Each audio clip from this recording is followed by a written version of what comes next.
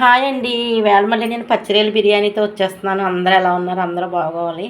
చూడండి పచ్చిరొయ్యలు చూడండి, కేజీ పచ్చిరొయ్యలు వెన్ని తీసుకుని పక్కన పెట్టుకున్నాను. కిలో బియ్యం కడుక్కుని పెట్టుకున్నానండి. తగినంత ఆయిలు, నెయ్యి కంపల్సరీ కావాలి. నెయ్యి, ఉప్పు, కారం, మసాలా సరుకులు అన్నీ కావాలండి. మిరియాలు, ధనియాలు, జీలకర్ర, ఇలాచి, అల్లం వెల్లుల్లి పేస్ట్ కావాలి. అల్లం వెల్లుల్లి ఇక్కడ ఉంది కదండి. జీడిపప్పు కావాలి. కొత్తిమీర కావాలండి. పుదీనా కొంచెం ఎక్కువే పడుతుంది. మా దొడ్లో పుదీనా కోసుకొచ్చానండి. చూడండి ఎంత బాగుందో. పుదీనా కోసుకొచ్చాను. ఉల్లిపాయలు కావాలండి. పచ్చిమిరపకాయలు కావాలి. 4 టమాటాలు.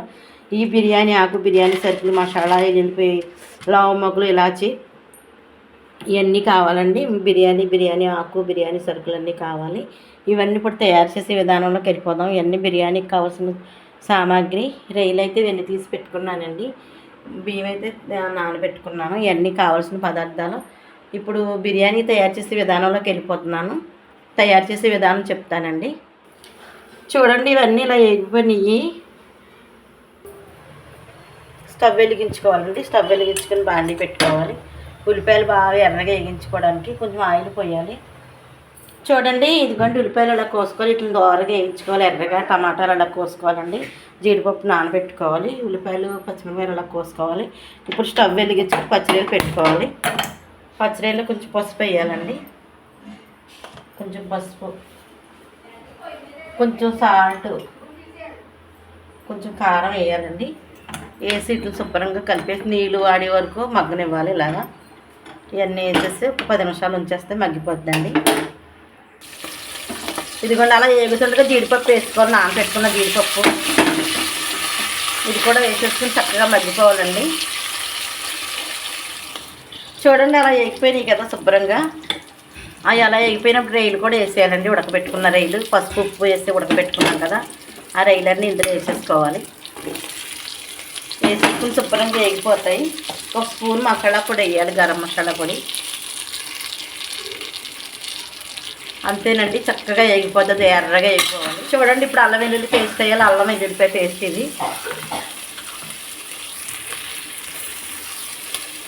కొన్ని టమాటాలు వేసుకోవాలి.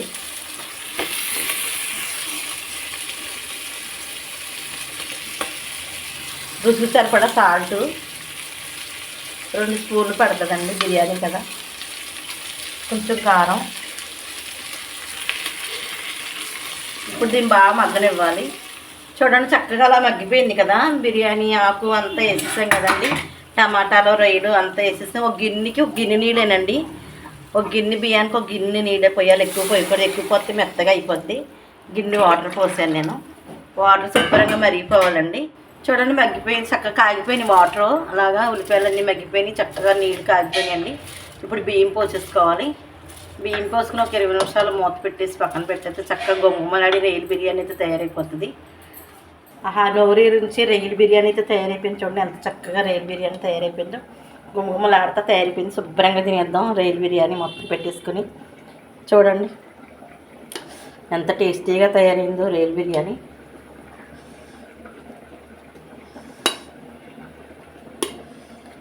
చక్కగా రొయ్యలు వేసుకుని చక్కగా పెరుగు చట్నీ చేసుకున్నాం కదండి. పెరుగు చట్నీ ఉండాలి, గట్టిగా చేస్తాను నేను. పెరుగు చట్నీ ఇలా చేస్తేనే చాలా టేస్టీగా ఉంటుంది. చూడండి పెరుగు చట్నీ చేసేసుకుని చక్కగా వేడివేడిగా బిర్యానీ తినేస్తున్నాను. టేస్ట్ చేసి చెప్తాను ఎలా ఉందో.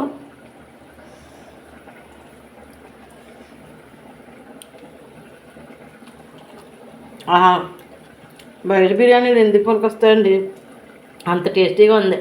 మనం టేస్టింగ్ సాల్ట్ ఏమేయం, కలర్ ఏమేయం. ఇంత బాగా చక్కగా రొయ్యల బిర్యానీ చక్కగా చేసుకున్నాం. చూడండి చక్కగా చేసుకుని పెరుగు చట్నీ వేసుకుని ఎంత బాగా తింటాం. ఎంత హెల్తీగా ఉంటుంది, ఎంత మంచిది. ఈ ప్రాసెస్లో కనుక రొయ్యల బిర్యానీ చేసుకుని చక్కగా ఎంజాయ్ చేయండి. పిల్లలందరూ చక్కగా తింటారు. చాలా చాలా టేస్టీ ఉంది. రొయ్యల బిర్యానీ చేసుకుని తినండి, చాలా బాగుంటుందండి. ఈ ప్రాసెస్లో రొయ్యల బిర్యానీ చేసుకోండి. చాలా చాలా బాగుంది. దీని గురించి నేను అంతగా చెప్పలేను. చాలా టేస్ట్ ఉందండి.